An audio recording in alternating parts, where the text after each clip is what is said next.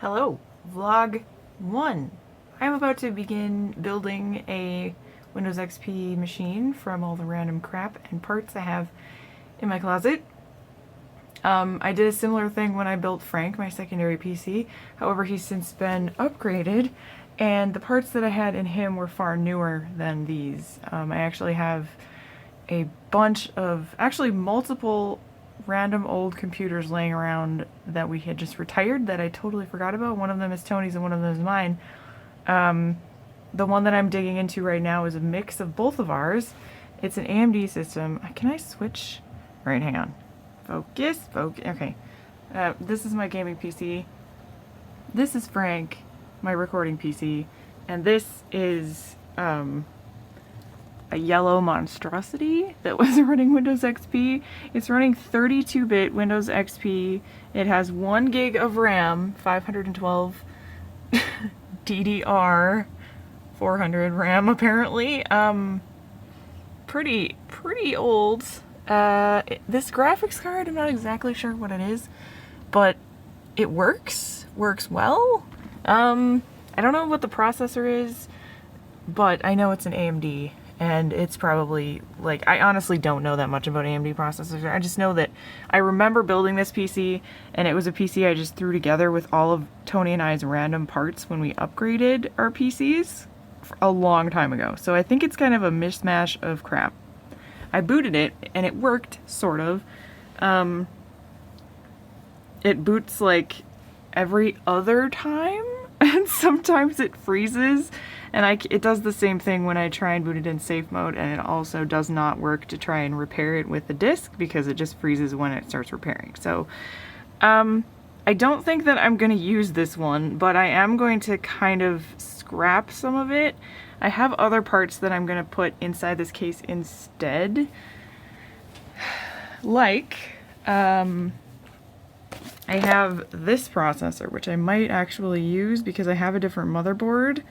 And this is the motherboard that I am probably gonna end up using anyway. Gigabyte MA770, which is a motherboard I used for a long time. I think I had Windows 7 when I used this. I'm pretty sure, but it definitely does support XP, and it supports all the AMD processors, and like I have so many AMD processors, old AMD processors laying around that I'm sure I can find one that works. It also supports DDR2 and DDR3 memory, and I have a lot of that as well.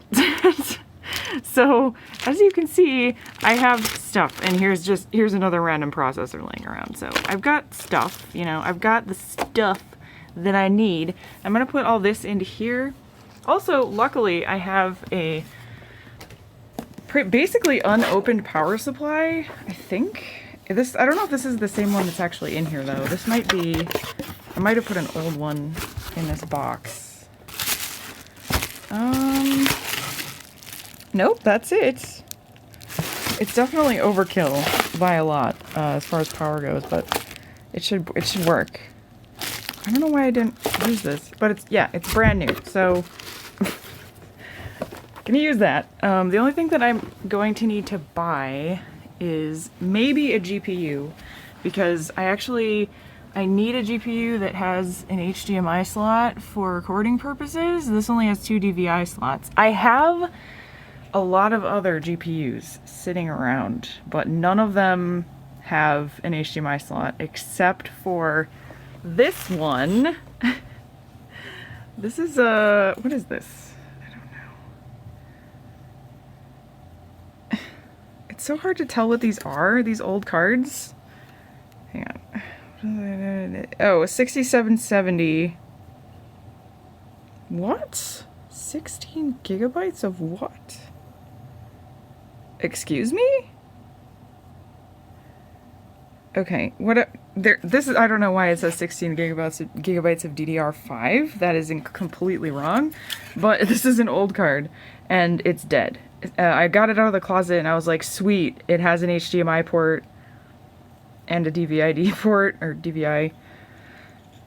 and I don't even know why I kept it, because it's pretty dead, so I can't use it. So the reason why I need an HDMI port is for my recording, my capture card, so that I can record the old games, and I also need to be able to plug it into this monitor, this beautiful 4x3 Samsung SyncMaster 914V. Pretty hot. So my setup is going to be like Frank, gaming PC, retro PC, but I'm going to have to move this monitor kind of in front of my main one while I'm recording. It's going to be weird. I don't know. I don't know how the setup is going to work yet, but I think it will come in. It'll come into place. It's all going to fall into place. So anyway, one second again. Okay, I thought I would just show you guys the hardware in case anyone is super interested in this old crap that I'm replacing with something else. This is apparently an NX 8600 GTS MSI. Look at that logo. Uh-huh. Yeah, cool. I'm slightly confused as to if it's Radeon or... No, it's gotta be NVIDIA, right? Yeah, it's gotta be NVIDIA, whatever. Anyway, that's the graphics card. Well, I will be using that graphics card. I took the fan off of the processor and it was like really, really stuck. But it is, that's sideways. It's an AMD Athlon 64. And apparently that's it. The memory, which this will be trash. So check this out. Corsair Value Select. 512 megabytes. Oh boy. Two of those babies.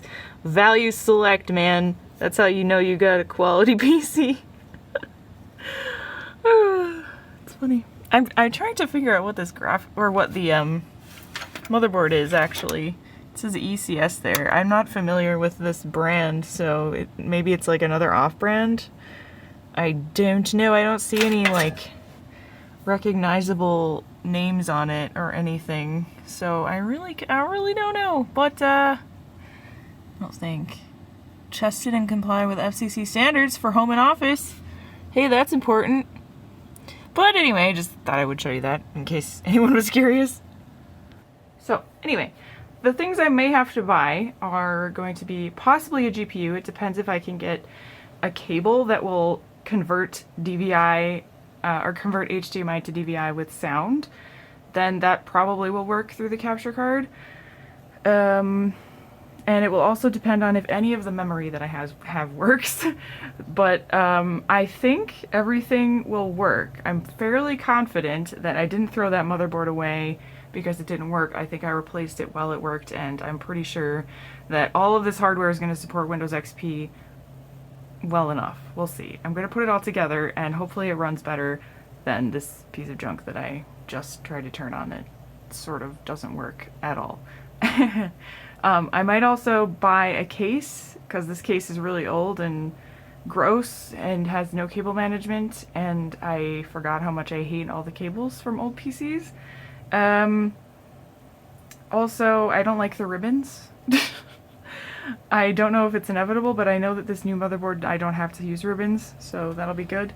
I also might buy a new hard drive, because the hard drive might be the reason why it will not allow me to boot. But I'll probably install it, I'll probably reformat it for now and see if it's good with a new version of Windows on it. And I will be installing a new CPU fan. I have one actually in this box here that is unused, so I'll use that. What else do I need? What else do I need? I don't know if you guys are gonna like this video or not, but people in Discord suggested that I give updates on my retro gaming PC building experience, and so I'm doing that. This is what I have so far. Today I spent like most of the day just kind of rummaging through parts and looking for stuff that would go together and planning on what I could use and doing some light testing. I was very confident at first that all I would have to do is plug this one in and it would work, but unfortunately it's not very stable. And it's got this weird NVIDIA sound. It's got NVIDIA firewall and NVIDIA like an NVIDIA sound driver, and I don't remember that. Does anyone else remember that from like back in the day? Was that a thing?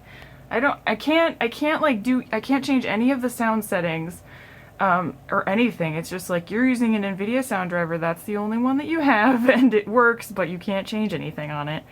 So I think if I wanted to use this motherboard, I'd have to find drivers for it and figure out why it's using that instead of like some other sound drivers that are like Realtek or something. I don't know. It's weird. I don't remember that at all. But maybe one of you guys do. Anyway, that was weird. Sorry that I was like at a horrible lighting there. This is better. Anyway, I'll see you guys in the next video. I'll let you know what my progress is after I put together this mishmash Gigabyte PC, and we'll see if it runs. BRB.